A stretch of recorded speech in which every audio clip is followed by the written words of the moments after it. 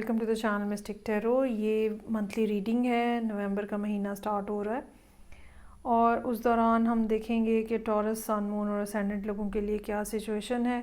Career और relationship दोनों को अलग-अलग से मैं डील करूँगी। मेरे पास एडवाइस के अलग-अलग से कार्ड्स भी मौजूद हैं और स्टार्ट लूँगी मैं विद द रिलेशनशिप।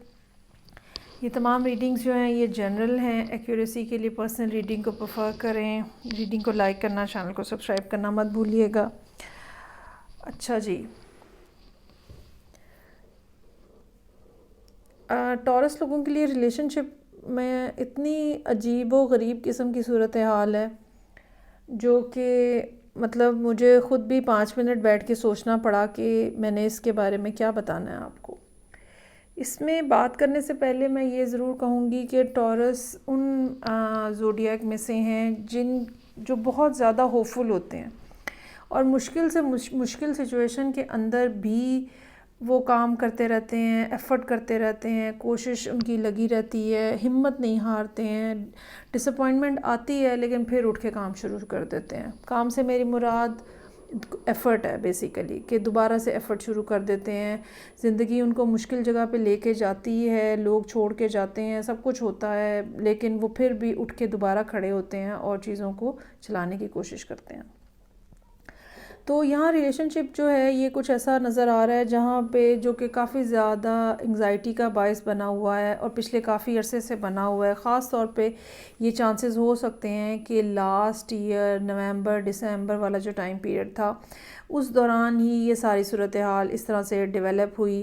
आप जो है वो बहुत ज़्यादा सोच विचार करते रहे हैं, बहुत ज़्यादा इंटरनलाइज रहे कि मामलात को कैसे डील किया जाए। ये भी हो सकता है कि या तो आप रिलेशनशिप से वॉकआउट कर गए हों या दूसरे पर्सन ने आपको गोस्ट कर दिया हो। अभी जब ये नवंबर का महीना स्टार्ट होगा तो आपके सामने मल्टीपल ऑप्शंस और चॉइसेस होंगी, अपॉर्चुनिटीज़ होंगी। चाहे एक मुश्किल माजी जो है वो या पास्ट जो था वो काफ़ी ज़्यादा डिफ़िकल्ट था, लेकिन अब की बार जो है वो सूरत हाल में ये चेंज आ गया है कि एक तो आपका माइंडसेट चेंज हो गया है और दूसरा मल्टीपल ऑप्शंस जो हैं वो आपके सामने हैं।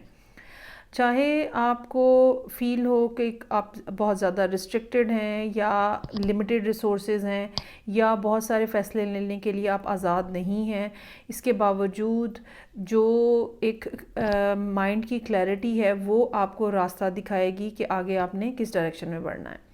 यहाँ पे मेरे पास एडवाइस के लिए क्वेस्ट का कार्ड है जो कि हमें ये बताता है कि बाज़ दफ़ा किसी ख़ास रास्ते के ऊपर चलना हमारी बेहतरी में होता है, बाज़ दफ़ा किसी रास्ते का बंद हो जाना हमारे लिए बेटरमेंट होता है।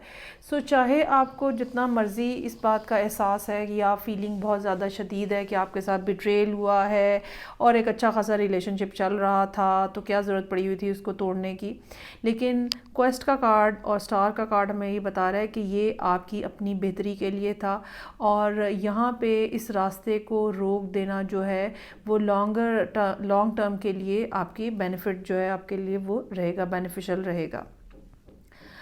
ये हो सकता है कि जो पर्सन आपको छोड़ के गया है वो अब बज़ाहिर देखने में बहुत खुशो-खुर्रम है और आपको लगता है कि भाई मैं तो यहाँ पे बहुत ज़्यादा एक सैड स्टेट ऑफ माइंड में हूँ या एंग्जाइटी में हूँ, लेकिन दूसरा पर्सन तो बहुत आराम से, सुकून से और उसको कोई किसी किस्म का प्रॉब्लम जो है वो नज़र नहीं आ रहा।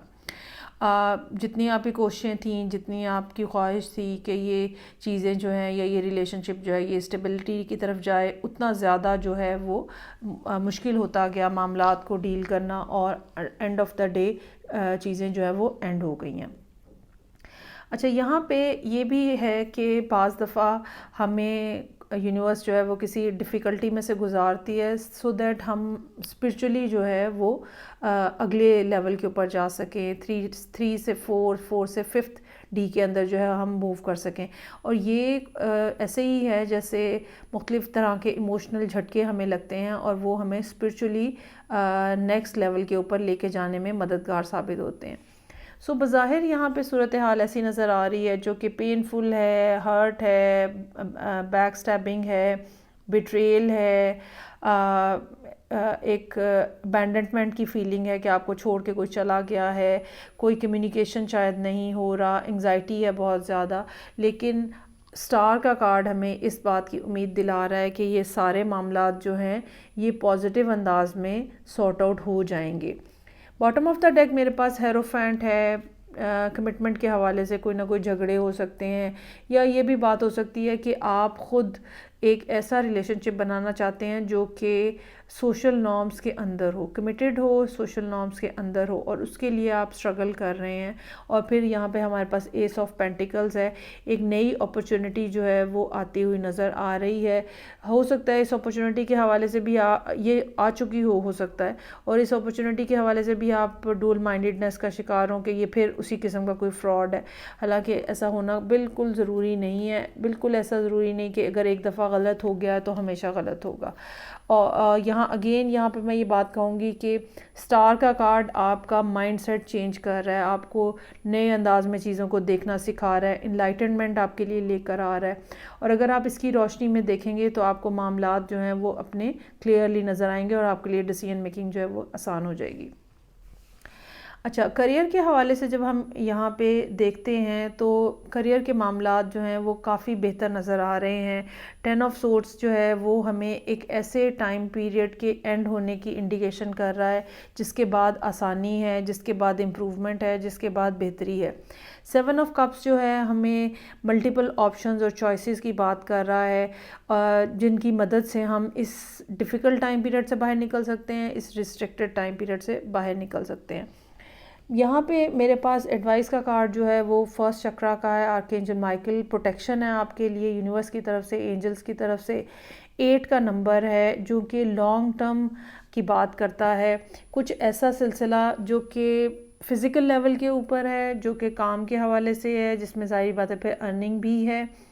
ये सिलसिला जो है एक लॉन्गर पीरियड ऑफ टाइम के लिए स्टार्ट हो रहा है, इन्फिनिट नंबर ऑफ़ ईयर्स के लिए, इन्फिनिट नंबर ऑफ़ डेज़ के लिए, और आपके लिए डिवाइन प्रोटेक्शन की बात भी की जा रही है यहाँ पे। और ये भी मैं साथ साथ कहती चलूँ कि जितनी भी ज़्यादा आपको इस टाइम पे एंग्जाइटी है, परेशानी है, हो सकता है कि आपको ये लग रहा हो कि फ़ाइनेंशियली जो है वो बहुत ज़्यादा एक क्रंच है, मुश्किल हालात हैं, किसी से बात करने को दिल नहीं चाह रहा, किसी के साथ कम्युनिकेट करने को दिल नहीं चाह रहा। लेकिन जो एडवाइस का कार्ड है वो हमें ये बता रहा है कि जो कोशिश आप कर रहे हैं, जो एफ़र्ट आप कर रहे हैं, वो आपके लिए रिज़ल्ट लेकर आएगी। चाहे अभी रिज़ल्ट बज़ाहिर सामने नज़र नहीं आ रहा, इसके बावजूद प्रोटेक्टेड हैं आप, सो पूरे यकीन के साथ काम करें, पूरे यकीन के साथ एफ़र्ट करें। और चूँकि ये फर्स्ट चक्रा है, सो जो ऐसा काम जिसमें पैशन की ज़रूरत है, जिसमें एनर्जी की ज़रूरत है, वो काम जो है वो यकीनन आपके लिए फ़ायदा मंद रहेंगे। यहाँ पे रेड कलर का मैक्सिमम इस्तेमाल करने की आपको ज़रूरत रहेगी, और साथ ही साथ ग्रीन का भी।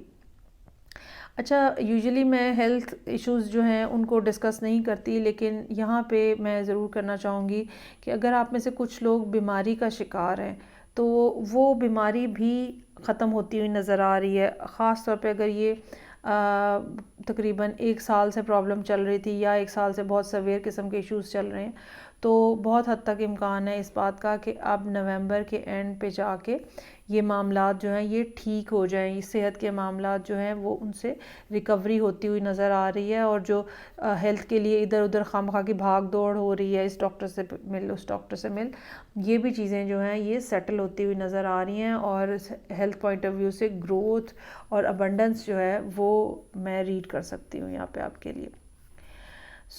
ये थी रीडिंग जो कि टॉरस लोगों के लिए थी, सन, मून एंड असेंडेंट। फीडबैक का मुझे इंतज़ार रहेगा। मैं आपसे नेक्स्ट रीडिंग से फिर मिलूँगी। अपना बहुत ज़्यादा ख्याल रखिएगा। खुदा हाफिज़।